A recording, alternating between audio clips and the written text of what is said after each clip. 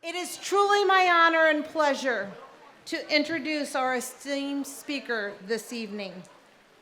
He is the proud father of Jackson scholar Kiara, who recently graduated 8th grade at St. Jude and will be attending Marion High School this coming fall. We first met Kiara and her wonderful parents several years ago through Kiara's aunt, Marissa. Encouraged by her aunt, they applied for JWAS, and in 2017, Kiara was selected as a Jackson Scholar. Since then, it has been an incredible journey of growth and gratitude, not only for Kiara, but for her parents and her brothers. Our speaker, Dulier, and his wife, Johanna, or you might know her as Evelyn, are remarkable individuals with beautiful souls.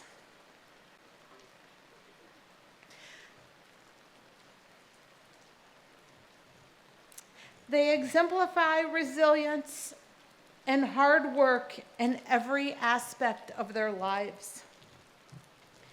What stands out most about them is their profound sense of gratitude for the opportunities they have received through JWAS. They have instilled this same value of thankfulness in Kiara, cultivating in her a deep appreciation for the gifts she's been given. Their dedication to JWAS is inspiring. They make it a priority to attend at least or as close to 100% of the programming we offer. And remember, every Jackson Scholar family is required to attend at least 75% of our programming. They make an effort to attend close to 100% based on work schedules. Dulier, in particular, has emerged as a leader among the JWAS families. He is currently serving on our Parent Advisory Committee, where his insights and contributions have been invaluable. Earlier this year, in January and February, he participated in our 8-week Jackson University course. He embraced the opportunity to engage with Positive Intelligence, a program authored by Shirzad Shameen and taught by our dear friends and coaches Rick Reynolds from Sedona and Teresa Burns from Colorado. His gratitude for his experience was both humbling and uplifting. When Larry and I sit down to converse with Dulier, it is always a moment of enlightenment for us. Whether he shares his gratitude, his concerns as a parent raising a teenage daughter in today's complex world, or offers suggestions for how JWAS can grow, he speaks with thoughtfulness and sincerity. What is even more remarkable is that he doesn't just highlight concerns. He comes ready with ideas and solutions to help us improve.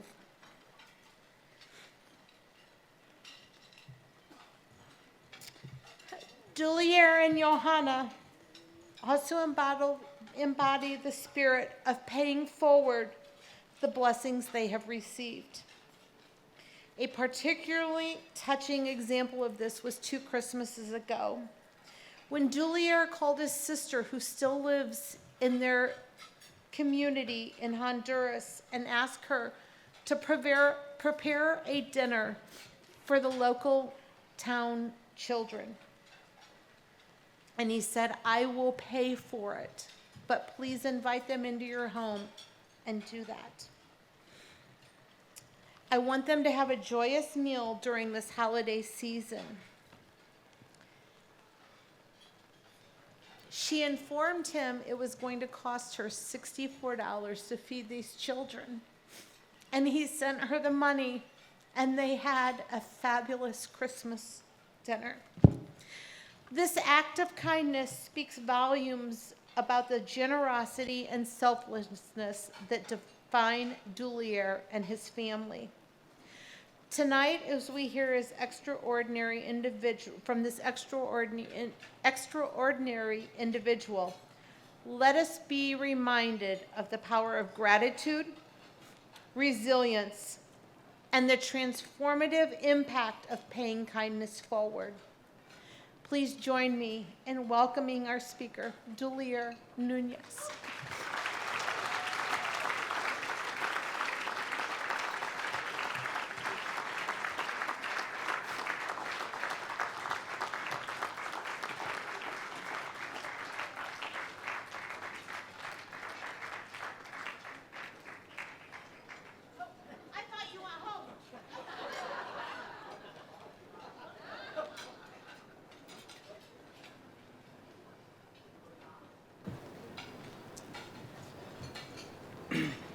Wow. Don't know what to say. um, Love you.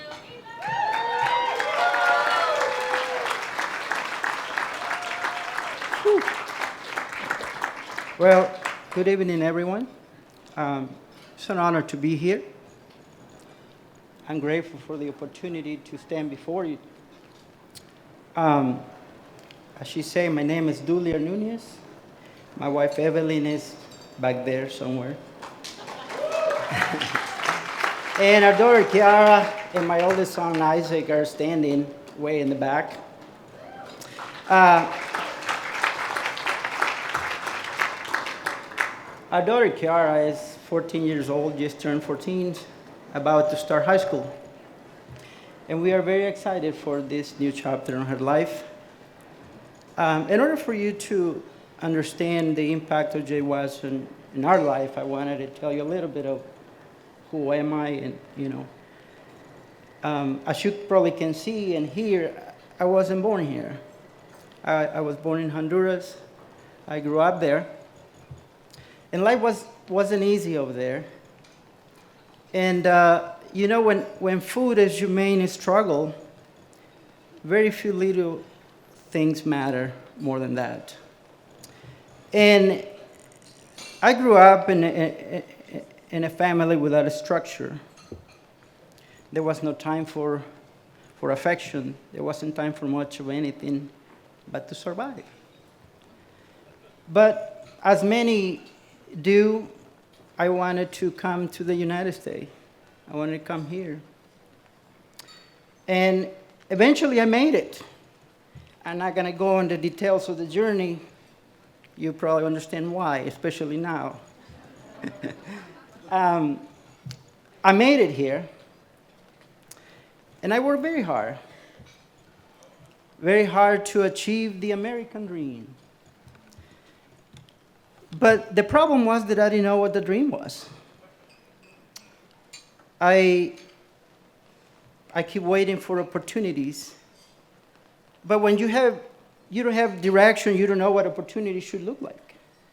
So I keep waiting for that opportunity. And an opportunity came through JWAS. And when it was presented to us, I got to tell you, I didn't know how much it was going to impact our lives. The idea of an education, although I thought it was important, I didn't think it was that big of a deal. I thought with hard work we can make it. We can make it without it. But soon I realized through JWAS that there was something different. I met people that began to give me things that I didn't know, things like friendship, like love, affection. I didn't know how to receive those things. That was not things that were common in our family, in my life. And JWAS began to do things, and soon I realized that it was an opportunity for me, not only for my daughter's education, but to transform my life. Because through different programs that they do, they teach us how to take care of ourselves physically, emotionally, and even financially. I began to understand things and to have a sense of family in JWAS. And I began to grow. My family became stronger. And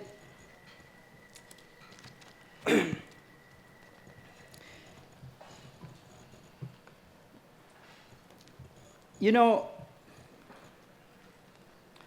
when I got the opportunity to speak today, I was asked to speak from the heart.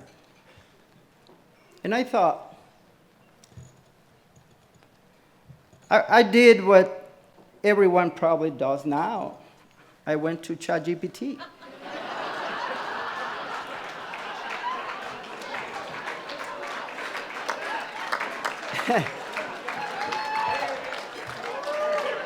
And it was beautiful. And the more I look at the speech, I began to realize that I didn't know what it said. There were some words that I didn't understand, and others that I could not pronounce. So I'm like, well, I can't do these. But I kept thinking, and the idea was speaking from my heart. And I'm like, what is in my heart? And in my heart is gratitude. My heart is my heart is gratitude for people like you. Because as I stand out here and think of the idea of this being the land of opportunities, I truly believe that. I truly believe that this is the land of opportunity because of people like you. Because of people that, through your generosity, are making this possible for me. To have a shot at the American dream, whatever that might be. And for me, the American dream may be that my daughter now has a chance to achieve her highest potential.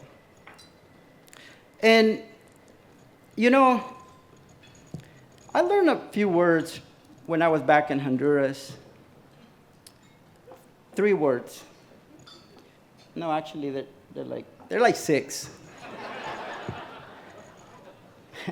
I feel like I can be a president now of the United States.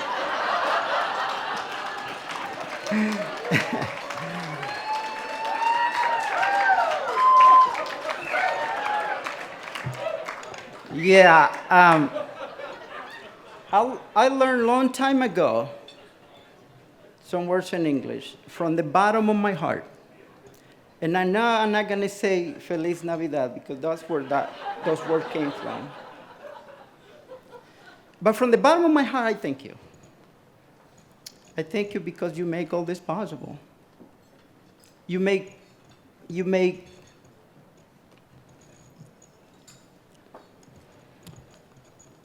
possible that I can dream. I didn't know how.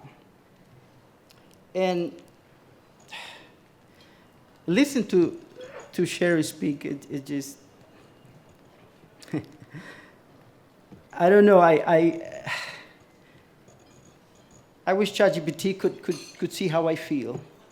Maybe it could come up with some words, but because I don't have, I really don't know. I don't know how to express my gratitude, because you guys has been an inspiration and an example for us. I never had a father that I can look up to. I did have my father, but I didn't look up to him. And I learned that watching you spend time with kids that were not yours, but that you show love, you care. So in JWAS, I found that people, they care for me, for my family. Never had that before. The strangers want for my family to succeed. And you guys made that possible for believing in JWAS, because I firmly believe that JWAS is not just giving us a degree for our kids, but I firmly believe that JWAS is changing our generations. They really are. I see a direction now that I did not have. So, from the bottom of my heart and on behalf of all the families at JWAS, thank you.